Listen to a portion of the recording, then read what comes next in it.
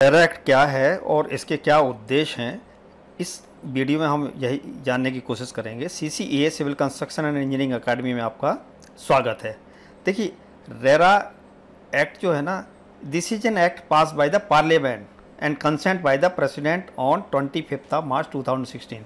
25 मार्च 2016 को इसको प्रेसिडेंट ने अपनी कंसेंट या स्वीकृति दी थी और ये पार्लियामेंट का एक्ट है। और ये एक्ट कहाँ पे एप्लीकेबल है? ये whole of the India, throughout all the states और यूनियन टेरिटरीज, कंप्लीट इंडिया में ये एक्ट जो है एप्लीकेबल है।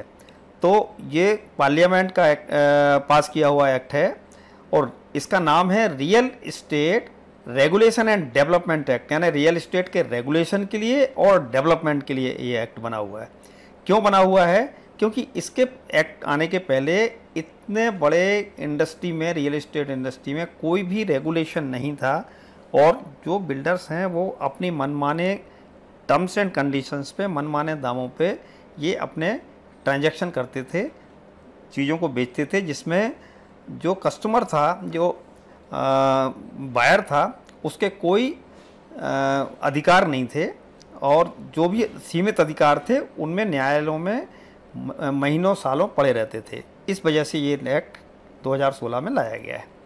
इफेक्टिव फ्रॉम 1 मई 2016 से पार्शली, क्योंकि इसमें टोटल जो है ना 92 सेक्शंस हैं। Out of 92 sections only 59 sections where notified on 1 May 2016, यानी 2016 को सिर्फ 59 सेक्शन इसके नोटिफाई हुए थे, इफेक्टिव हुए थे आउट ऑफ 92 में से, और बाकी के 33 सेक्शन 1 मई 2017 से, यानी पूरा एक्ट जो लागू हुआ है इस तरह से फुल्ली इफेक्टिव कब से हुआ है? 1/5/2017 से all the 92 sections are notified और 1 मई 2017 से सारी पूरी तरह से ये लागू हुआ है पूरे देश में।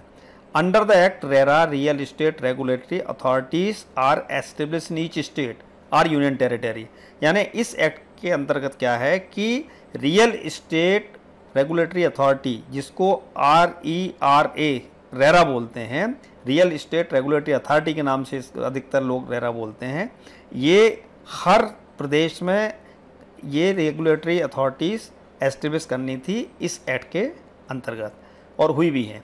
इसका पर्पस क्या है? पर्पस ये है कि for regulation and promotion of the real estate sector, यानी सबसे मेन चीज़ तो है इसके रेगुलेशन की, कि इसके रूल्स एंड रेगुलेशन के हिसाब से रियल इस्टेट सेक्टर को हम रेगुलेट करें और उसको प्रमोशन भी हो, ताकि वो अपने आप ट्रांसपेरेंसी आने से इसकी बढ़ोतरी हो। और sale of real estate project in an efficient and transparent manner, यानी इसका पर्पस ये है, इसका एम ये है कि जो भी सेल हो रही है रियल इस्टेट सेक्टर में वो ट्रांसपेरेंट हो, यानी सब कुछ ब्लैक एंड वाइट में लिखा हुआ हो कि कस्टमर को कितने पैसे देने हैं और उसके बदले उसको क्या मिलने वाला है।